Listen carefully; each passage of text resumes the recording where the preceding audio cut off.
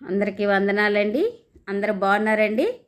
ఈ దినం వాక్య భాగంలోనికి వెళ్ళే ముందు చిన్న ప్రార్థన చేసుకుని వాక్యాన్ని ధ్యానించుకుందామండి. ప్రార్థన. పరిశుద్ధమైన మా తండ్రి, మీ పాదములకు వందనం నాయనా. నాయనా ప్రభా, మీ వాక్యం చెంతకు చేరినాము. వాక్యం ద్వారా మాతో మాట్లాడి మమ్మల్ని బలపరచమని మీకే వందనాలు చెల్లిస్తూ యేసుక్రీస్తు పరిశుద్ధ నామమున ప్రార్థించి ప్రారంభించుకొంచున్నాం తండ్రి. ఆమేన్.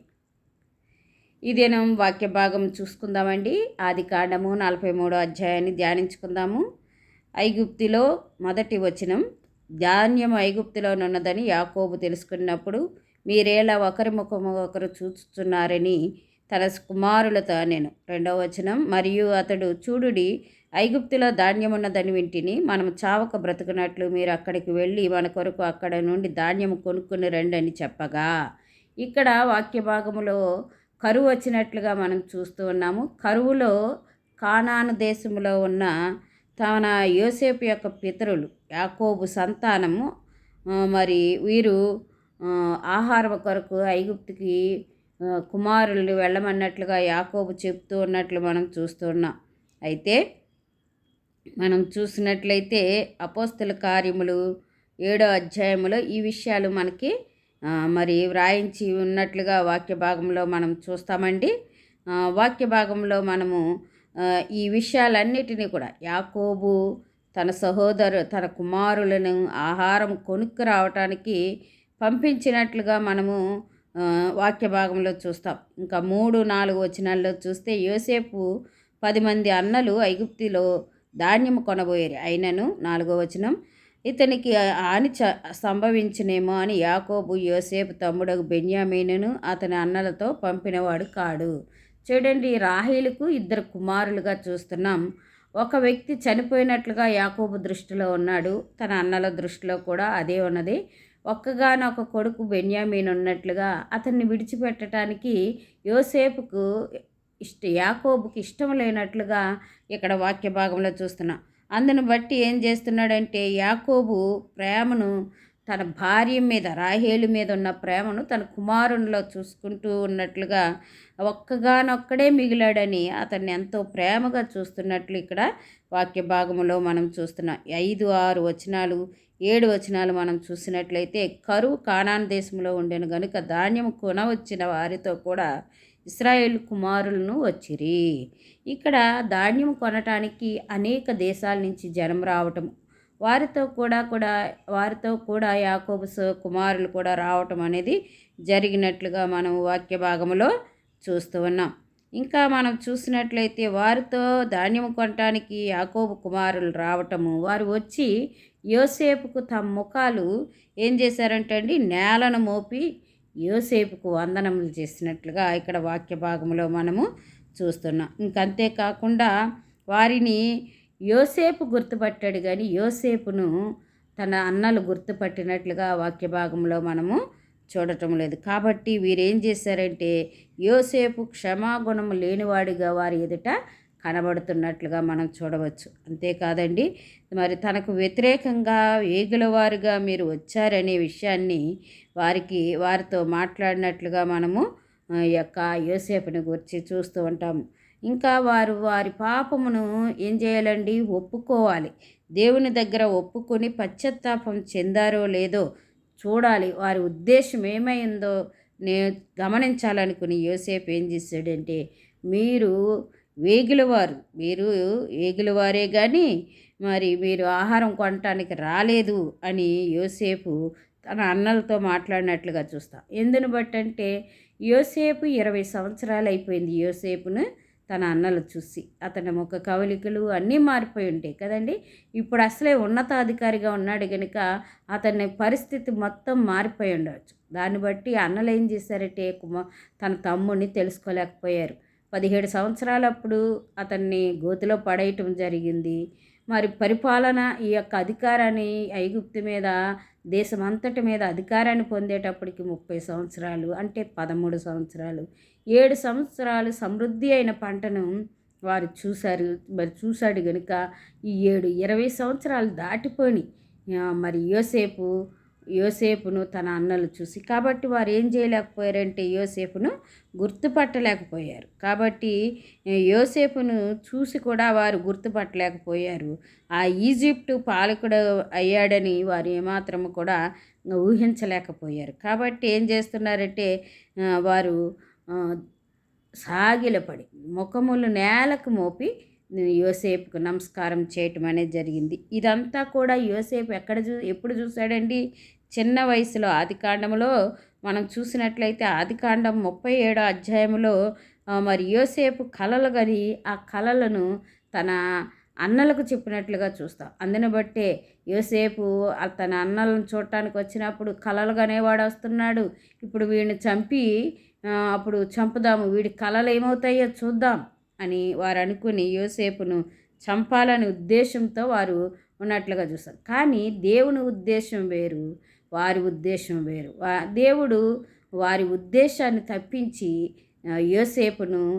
యోసేపుకు తోడయుండి కాపాడినట్లుగా ఈ సమయం కొరకు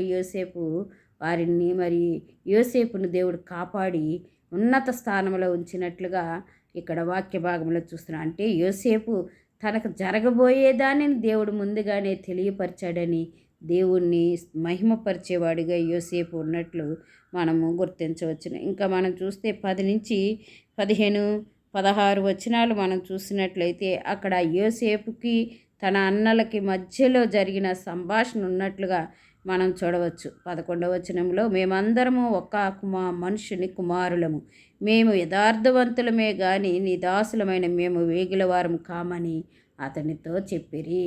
చూడండి, మీరు వేగిలవారు అని చెప్పినప్పుడు మేము వేగిలవారము కాదు, మేము అందరం కూడా ఒక మనుషుని కుమారులమే అని చెప్తున్నట్లుగా ఇక్కడ మనం చూస్తున్నాం. అయినా వారు చెప్తూ మరి మేము 10 మంది ఉన్నాము, మా తమ్ముడు ఒకడు లేడు, ఇంకొకడు మా తండ్రి యొద్ద ఉన్నాడు అని చెప్పినప్పుడు మరి యోసేపు మాట్లాడుతున్న మాటలు మనము 16వ వచనంలో చూద్దామండి. మీ తమ్ముడిని తీసుకుని వచ్చుటకు మీలో ఒకని పంపుడి, అయితే మీరు బంధింపబడి ఉందరు, అట్లు మీలో సత్యమున్నదో లేదో మీ మాటలు శోధింపబడును, లేని ఏడల ఫరో జీవముతోడు మీరు ఏగులవారని చెప్పి వారిని 3 దినములు చెరసాలలో వేయించెను. 3వ దినమున యోసేపు వారిని చూచి, నేను దేవునికి భయపడేవాడును, మీరు బ్రతుకున్నట్లు దీన్ని చేయుడి.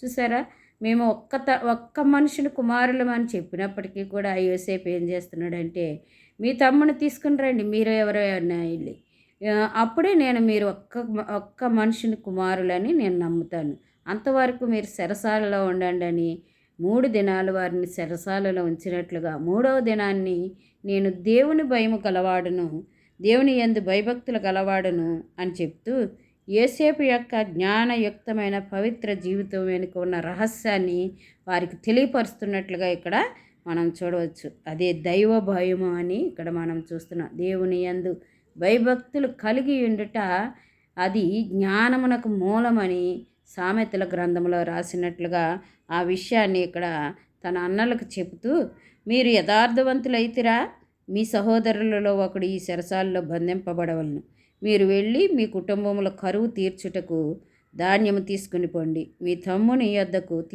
నా యొద్దకు తీసుకురండి, అట్లు మీ మాటలు సత్యమైనట్టు కనబడును కనుక మీరు చావరని మరి చెప్పాను. వారట్లు చేసిరి.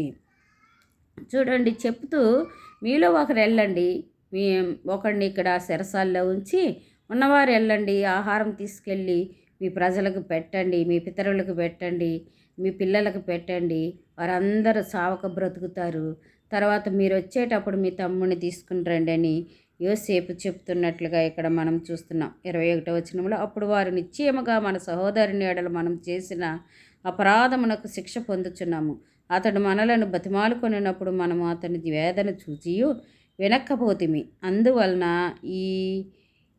ఈ వేదన మనకు వచ్చినని ఒకనితో ఒకడు మాట్లాడుకునరి. చూడండి, ఇప్పుడు వారిలో పశ్చాత్తాపం అనేది ఆరంభమైనట్టుగా ఇక్కడ మనం చూస్తున్నాం. యోసేపు ఏదైతే చూడాలని కోరుకున్నాడో దానిని వారిలో చూస్తున్నట్లుగా మనము చూడవచ్చు.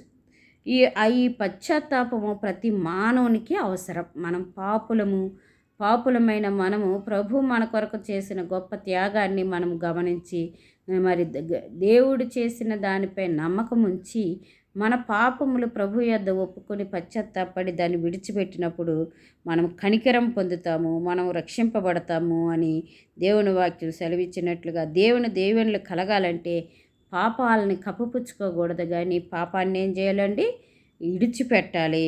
పాపాన్ని పశ్చాత్తాపంతో కలిగిన జీవితం కలిగి జీవించాలనేది దేవుని వాక్యం మనకి తెలియపరుస్తుంది. ఆ రీతిగా జీవించాలని దేవుని వాక్యం మనకి హెచ్చరిక చేస్తుంది. మనం పాపములను కప్పుకొని వారిలాగా కాకుండా పాపాన్ని ఒప్పుకొని విడిచిపెట్టేవారుగా ఉండాలని దేవుని యొక్క ఉద్దేశము. అప్పుడే మనకు పాప క్షమాపణ కలుగుతుందని దేవుని వాక్యం మనతో మాట్లాడుతుంది. 22, 23, 24 వచనాలు మనం చూసినట్లయితే, మరియు రూబేను ఈ చిన్నవాని ఎడల పాపం చేయకూడని నేను మీతో చెప్పలేదా, అయినను మీరు వినరైతిరి గనుక అతని రక్తాపరాధం మన మీద మోపబడి ఉన్నదని వారికి ఉత్తరం ఇచ్చెను. చూడండి, పెద్దవాడైన రూబేను ఆ మాటలు మాట్లాడటం అనేది మనము ఆదికాండంలో చూస్తాము. ఆదికాండం 37 అధ్యాయంలో ఈ విషయాలు చూస్తాము. ఈ అబ్బాయిని చంపవద్దు అని చెప్పటము రూబేన్ని చూస్తాము. అతడే గోతిలో వేయమని సలహా ఇచ్చిన వాడిగా మనకు కనబడతాడు. కాబట్టి గోతిలో వేయటం అనేది జరిగినట్లుగా చూస్తాం. వీరి సంభాషణ అంతా కూడా వారి మధ్యనే ఉండి యోసేపు వింటూ ఉన్నాడు. కానీ యోసేపు ద్విభాషి అని వారికి తెలియదు. యోసేపుకి మరి ఎబ్రీ భాష తెలుసు, ఐగుప్తి భాష తెలుసు అని వారికి తెలియదు. కాబట్టి ఎబ్రియుడు కాదు అనుకుంటున్నాడు, ఐగుప్తియుడనే అన్నలు అనుకోవటం ఇక్కడ మనము చూస్తున్నాం. వారు ఆ విషయాన్ని గ్రహించలేకపోయారు. అప్పుడు బయటికి వెళ్ళిపోయి అక్కడి నుంచి బయటికి వెళ్ళి మరి యోసేపు బాగా ఏడ్చినట్లుగా చూస్తాం. కన్నీళ్లు విడిచి వారు పడిన పశ్చాత్తాపాన్ని చూడాలనుకున్నాడు కనుక ఆ పశ్చాత్తాపాన్ని చూసినప్పుడు దేవుడు కూడా ఇలాగే మన పశ్చాత్తాపాన్ని చూస్తాడని మనం గమనించాలి.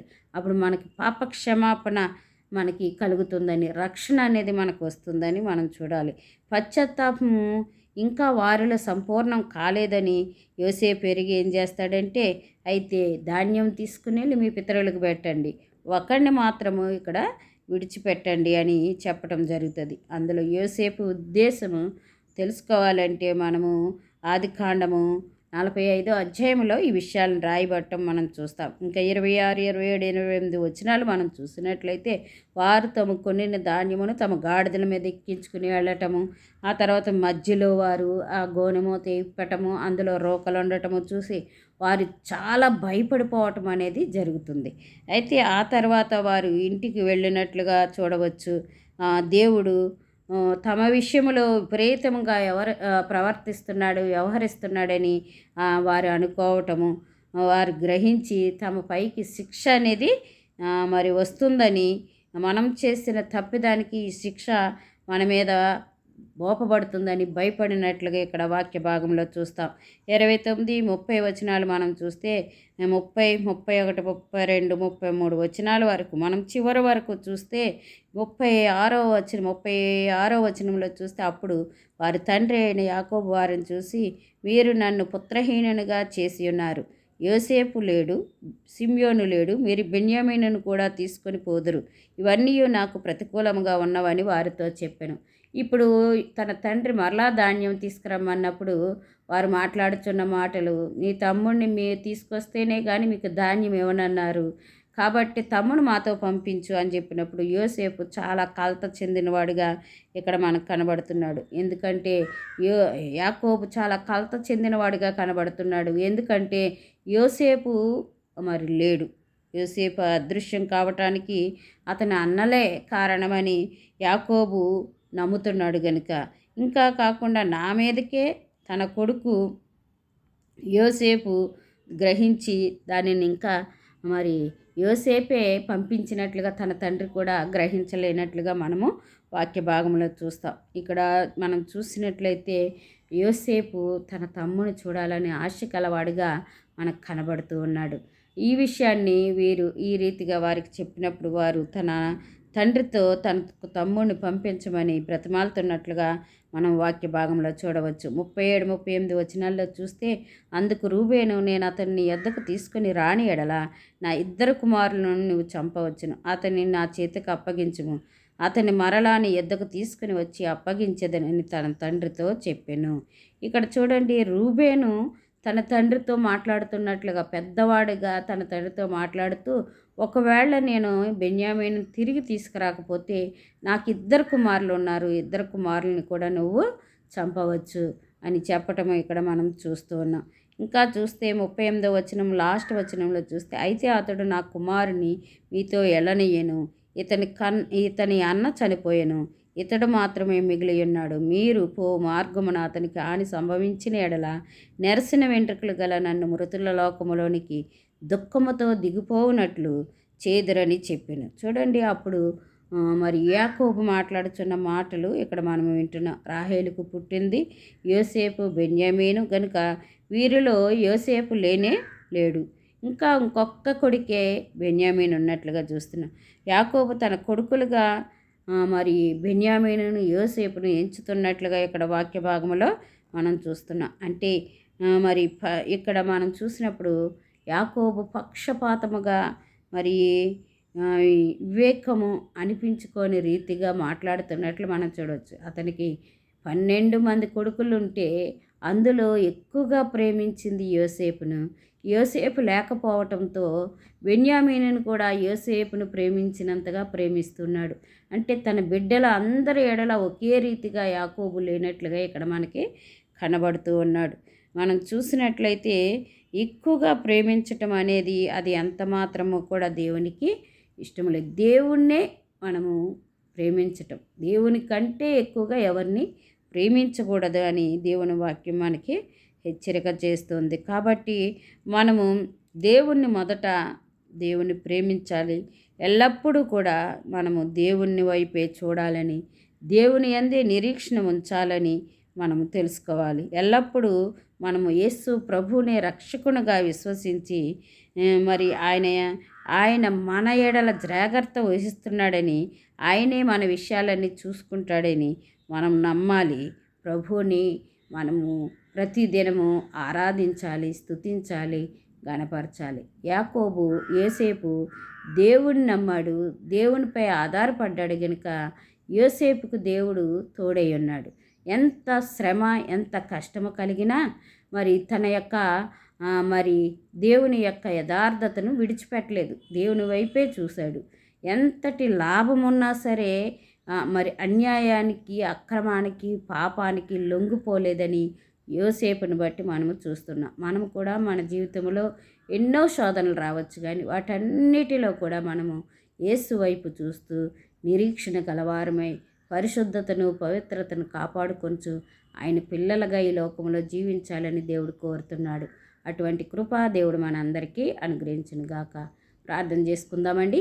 పరిశుద్ధమైన మా తండ్రి, మీ పాదములకు వందనం నాయన. యోసేపు జీవితం ద్వారా అనేక విషయాలు మాతో నేర్పించినందుకు మీకు వందనాలు నాయన. యోసేపుకు తోడై ఉన్న దేవా, మాకు కూడా తోడై ఉండమని ప్రార్థిస్తున్నాను. యోసేపులాగా మేము కూడా పాపాన్ని అసహించుకొని పవిత్రతను కలిగి నేను పరిశుద్ధంగా జీవించటానికి మీ సహాయం అనుగ్రహించమని మీకే వందనాలు చెల్లిస్తూ యేసుక్రీస్తు పరిశుద్ధ నామమున ప్రార్థించి వేడుకొంచున్నాం మా తండ్రి. ఆమేన్. ఆమేన్.